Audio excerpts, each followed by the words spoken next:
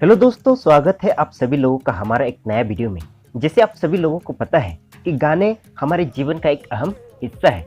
गाने के बिना जीवन अधूरा और सुना सुना लग सकता है। क्या दोस्तों आप सभी लोगों को पता है चकमा समुदाय में कुछ ऐसे गाने होते हैं जो गाने के बाद एक व्यक्ति को सजा मिलता है और उसे अपराध माना जाता है।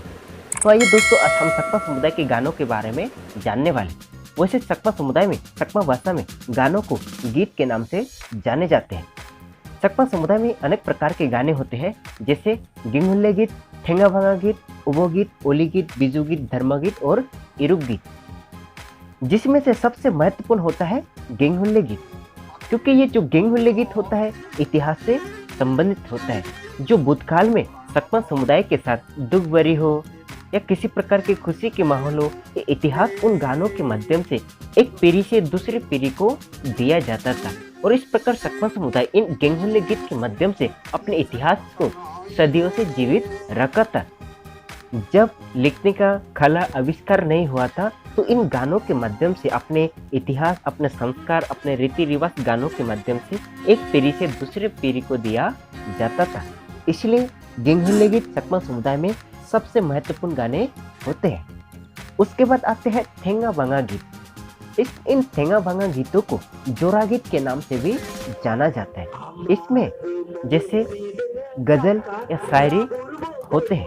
इन ठेंगा भांगा गीतों के माध्यम से एक शब्द से अनेक शब्द का बयां करने का प्रयास किया जाता है। जैसे महाभारत एक शब्द होते हैं, लेकिन उसके अर्थ बहुत गहरा होता है। और ये ठेंगा भांगा गीत अन्य गीतों की तरह लंबे लंबे नहीं होते हैं। एक दो लाइन में ही पूरा गाना, पूरे अर्थ उसमें आ जाते हैं, इसलिए इसको जोरा गीत कहा जाता है।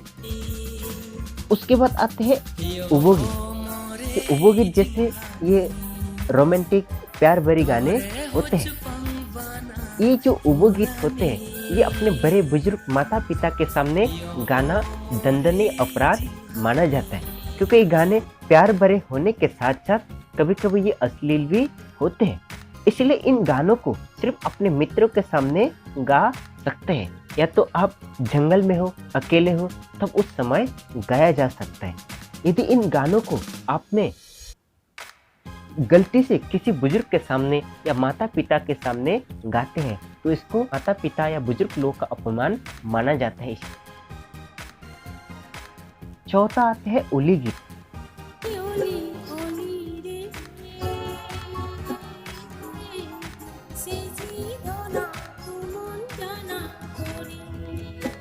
इन ओली गीतों को बच्चों को सुलाने के लिए गाया जाते हैं। इन गानों को मुख्यतः मम्मी या दादी के द्वारा गाते हैं, और इन गानों को गाते समय किसी प्रकार की गाने का यंत्र का इस्तेमाल नहीं होता है, जैसे कि इंस्ट्रूमेंट।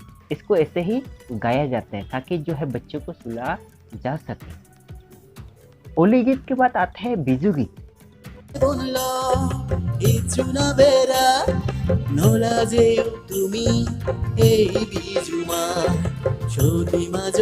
बीजू फेस्टिवल अप्रैल महीने में होता है और ये 3 दिन के लिए होता है।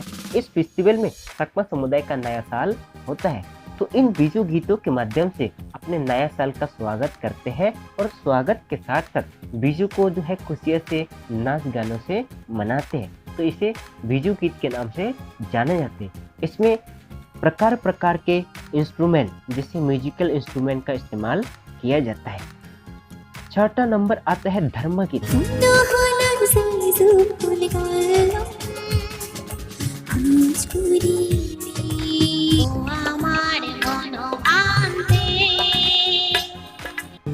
इसमें अपने धर्म के बारे में, बुद्ध के शिक्षण के बारे में, या अपने समाज में कोई आदर्श भिक्षु है, उस भिक्षु को संबोधित किया जाता है इस गानों के माध्यम से। इन धम्म गीतों के माध्यम से ये प्रयास किया जाता है कि बुद्ध का शिक्षण जन जन तक पहुँचे, एवं लोगों को इन गानों के माध्यम से बुद्ध धम्म समझाने का प्रयास किया जाता है।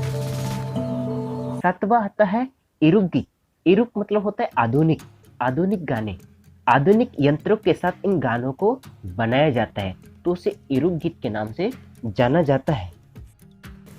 तो दोस्तों, इस प्रकार के चकमा समुदाय में अलग अलग प्रकार के गाने होते हैं।